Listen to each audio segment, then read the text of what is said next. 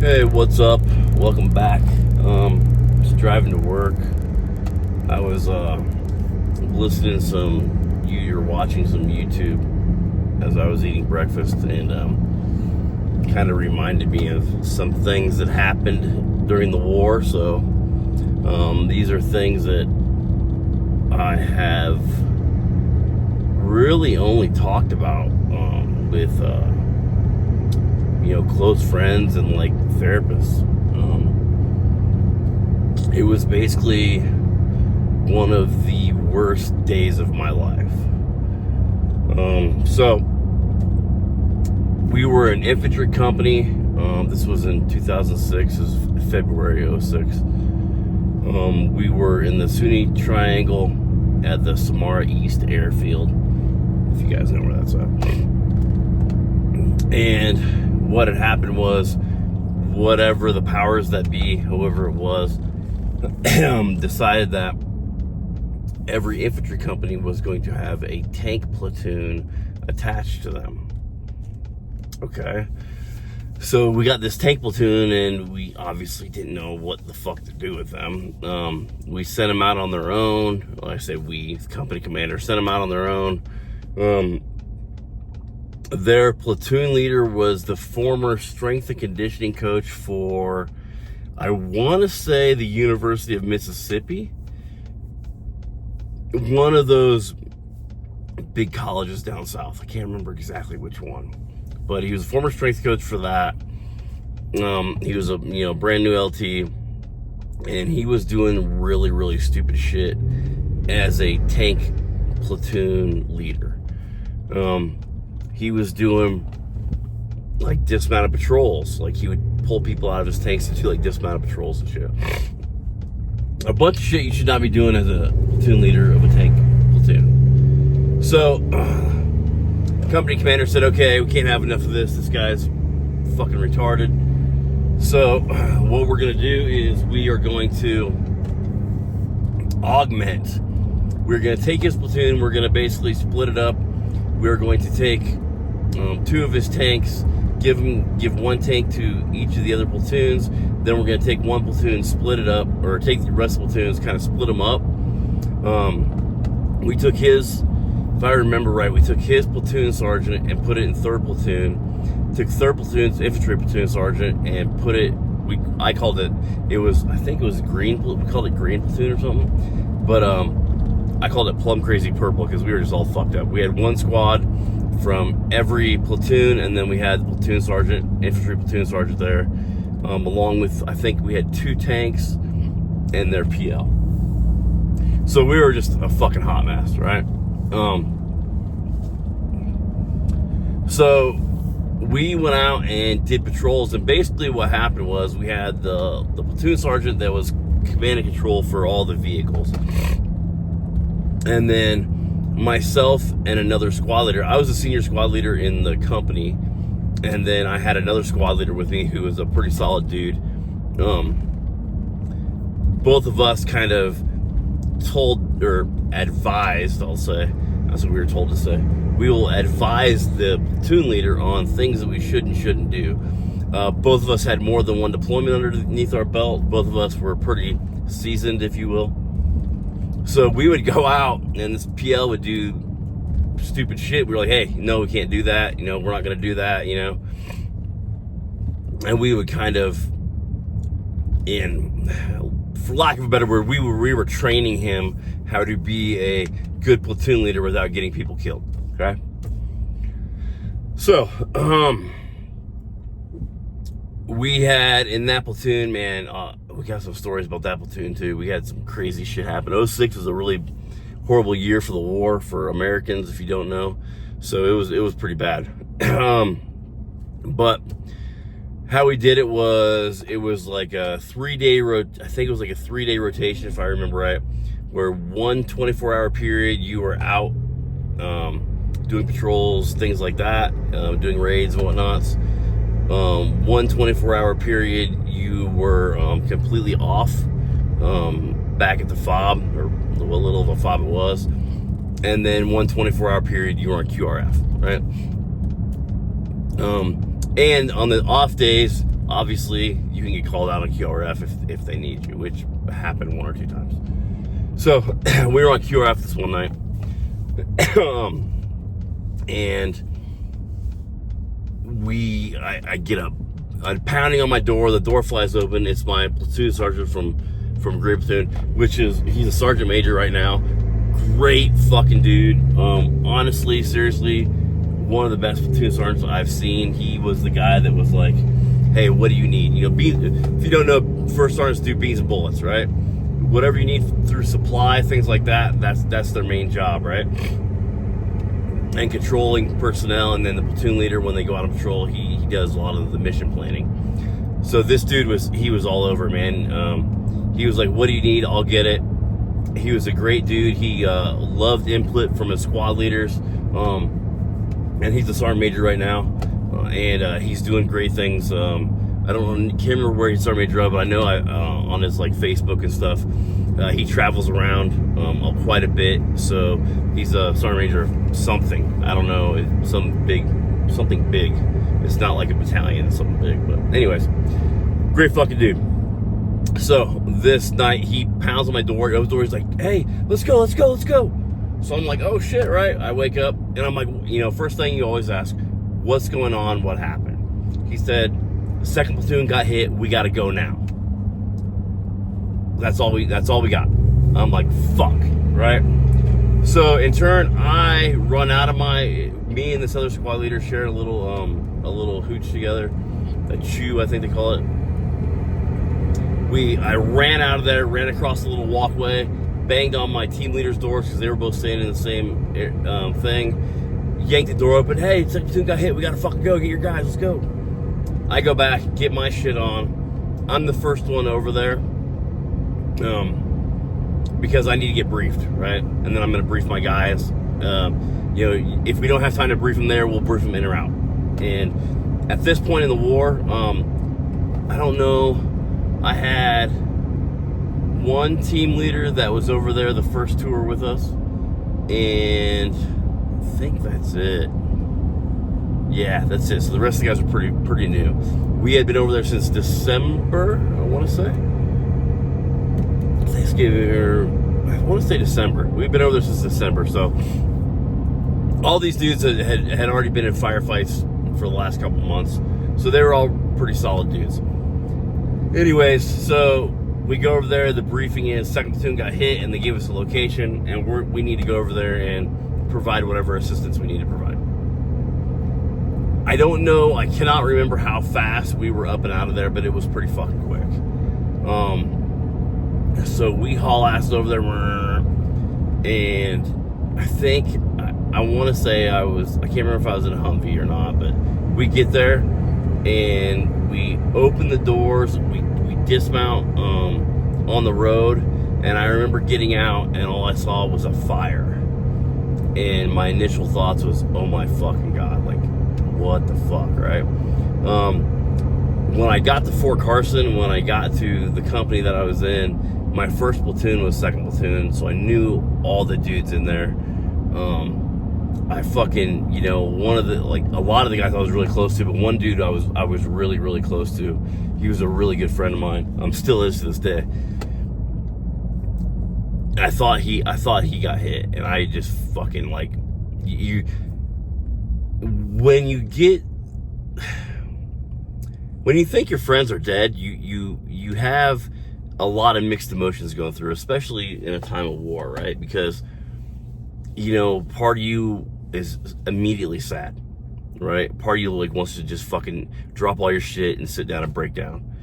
And the other part of you is insanely pissed off. So you have to, you know, keep your emotions in check for that time being, and you have to, you know, deal with the situation at hand. The situation at hand was, we had a couple vehicles that were on the road in a convoy. 2nd platoon was actually convoying these 2 headquarters vehicles back to the FOB in the middle of the night, because 2nd platoon was out on their 24-hour thing.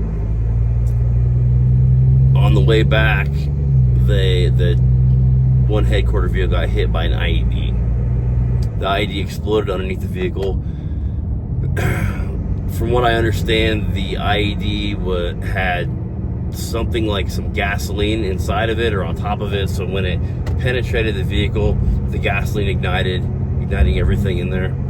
It was a Bradley fighting vehicle, so it had tow missiles inside. When that ignited, the tow missiles blew up.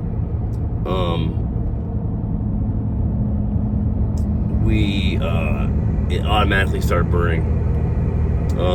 Before we got there, obviously the guys on scene, they tried handling things as much as they could.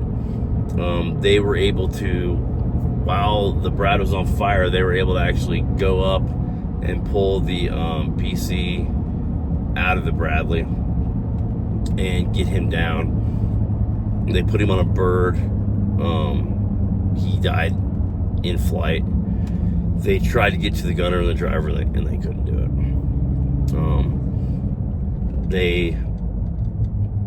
They did everything they possibly could to help save these three guys.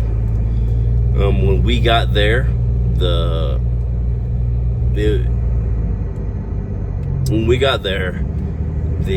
vehicle was pretty much already burned down. We immediately, because the second platoon didn't have the chance to see what was going on in the IED, right? Where it came from, all that kind of stuff. Maybe who clacked it off, whatever, right? They were busily handling the situation. So I immediately had all these emotions coming in. There was a house literally 10 fucking yards off the road. So that's right where the ID went off. 99.9% of the time, what's going to happen is the bad guy goes into this house, forces the family to house him for an hour, 2 hours a day, whatever it may be, while he blows up Americans, and then he leaves, right? We go over to the house. We start interrogating the man in charge of the house. We interrogate the entire family very, very, very hard, we'll just say. They did not give us any information, so there was another house off to the other side of the road. Kind of had a better vantage point of the whole area. Went over to that house, did the same thing. At that point in time, there's really nothing we can do, right? The vehicle, if you don't know, Bradleys are made out of aluminum for reasons. So you can't do anything to the vehicle until it stops burning. Basically, it'll melt down. The metal in the vehicle will stay metal. The aluminum will, for lack of a better term, liquefy, kind of melt down like a pop can. And then after it cools down, then you can call the tow company and they can come get it, right? Okay, so my squad had nothing to do. So what do? We did what every infantry guy does when you got nothing to do, right? You face out and pull security. So we pulled security, we put them on. I put my guys on a rotation.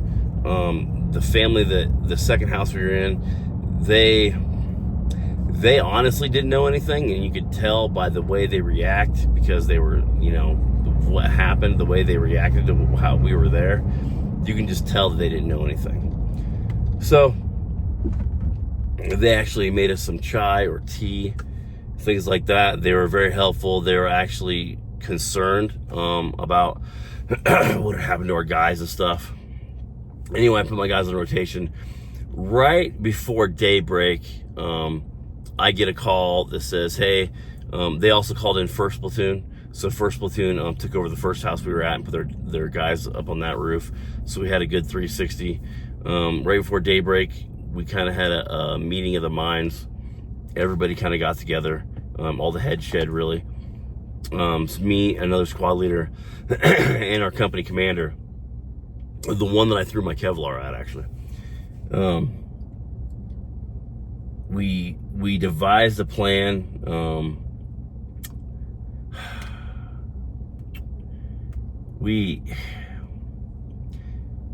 we had one body, and there were 3 there.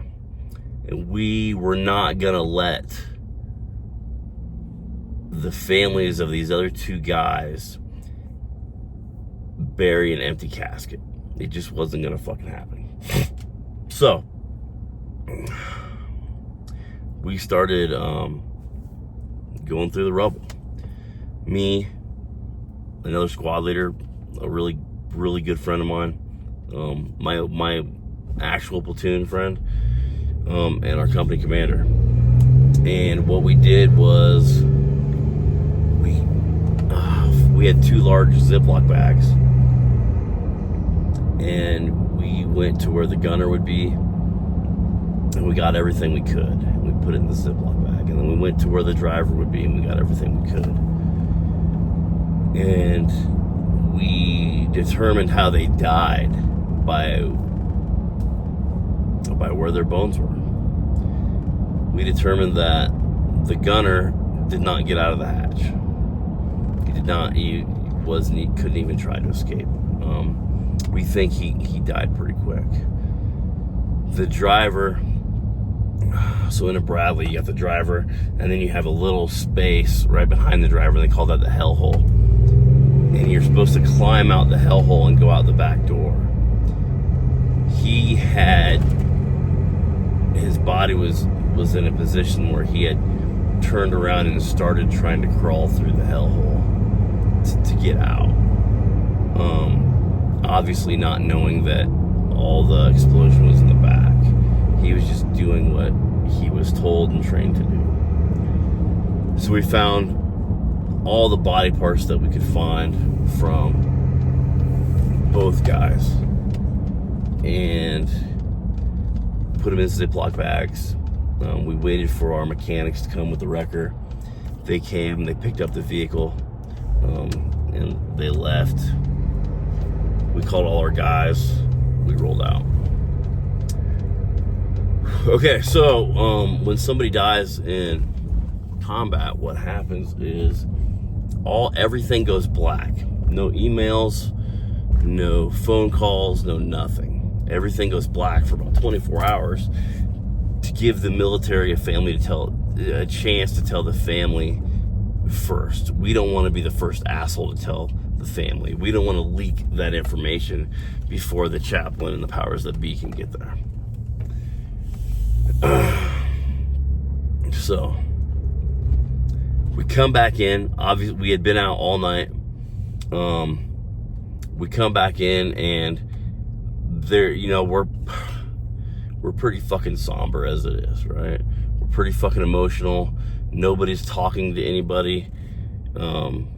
It's not a joyous time. I get back, and we immediately started heading to the chow hall, our little shitty chow hall there is, because it's daylight now, it's morning. They got a little chow. Everybody's gonna go and get some chow before we go back to sleep. As I'm walking to the chow hall, my first sergeant yells out my name. And I kind of turn and look at him, and he's like, "Hey, come here." And so I'm like, "Okay." And I thought it was gonna be for like a quick debrief, like, "Hey, what happened? What did you see?" You know what I mean?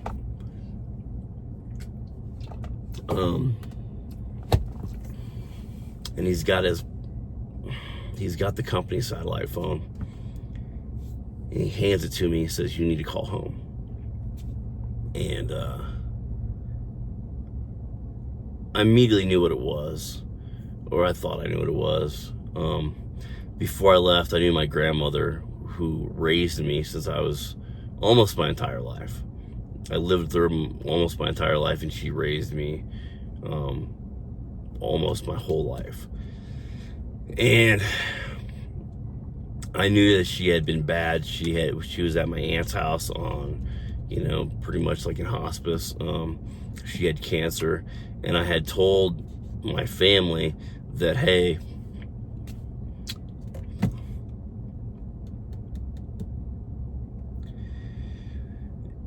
if something happens, this is the Red Cross number. They can get a hold of me. You know, this is my unit, whatever. So he hands me the sat phone, and I was like, and I just looked at him. I started breaking down.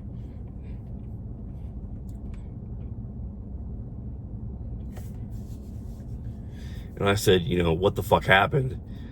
And he just says, you need to call home. And I said, no, what the fuck happened?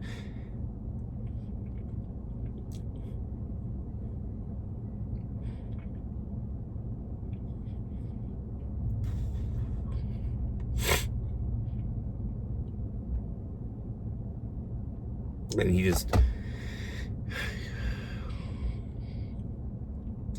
grabs me and says, hey, brother, call home. So I called my wife, and obviously I'm fucking not in a good mood. And she tells me what happened, and I'm fucking, you know, obviously losing it. And I, you know, give the phone back, and I walk over to the chow hall, and I see a couple of my good friends, and obviously I'm, you know, fucked up, and they you know, come over, you know, like, what the fuck? And I'm like, oh fuck, man, my fucking grandmother just died. And everybody knew that I grew up with my grandmother. Everybody knew that, you know, she was like my mom and my dad. I lived with her all, like I said, damn near my entire life. And they were just like, you know, fuck. And so first sergeant says, hey, we're gonna start the all the paperwork to get you to go home for the funeral, blah blah blah. The funeral home, you know, a day or two later, the funeral home says, hey, we can keep her as long as you need. We need to keep her to go home. So I think it was a day before I left to go home, because I was out of there within like a week. I think it was the day before I go home, we had the funeral for the 3 guys that we lost. And we didn't get to have that in 03 when we went. We didn't get to really have anything like that. So this was the first time that we were able to have that for our guys. We actually had a place to do that. And we were standing there, and I remember I was standing right beside the guy who I thought had been hit, Tommy. And we were standing there, and I don't know if you've ever been to a military funeral, but it's fucking rough. What they do is the first sergeant starts what they call roll call. He'll call out a name, and they'll say, here, first sergeant. He'll call out, you know, 3 or 4 names or whatever, and then he'll get to these guys' names. And then he'll call out their names 3 times, and then somebody will say, they're not here. Once he gets done with all 3 people, the fucking bagpipes start playing, and the bugle, and then the 21-gun salute goes off. I remember standing there, and they're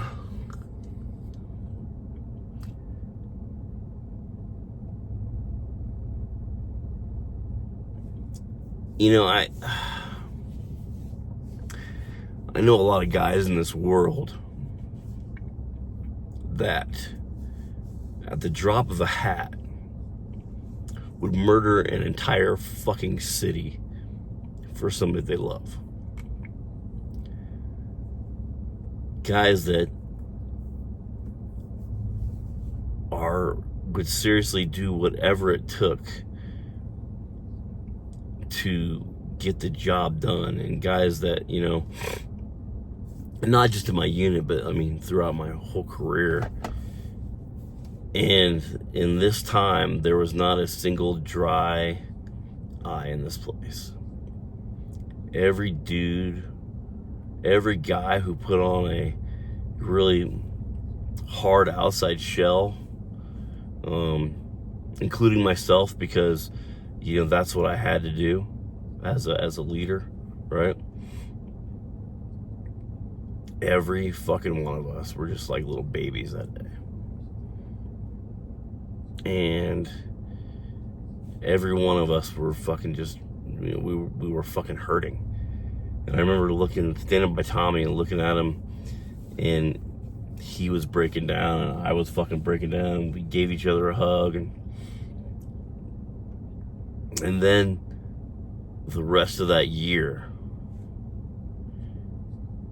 we just took vengeance out upon anybody and everybody that could have possibly had something to do with that.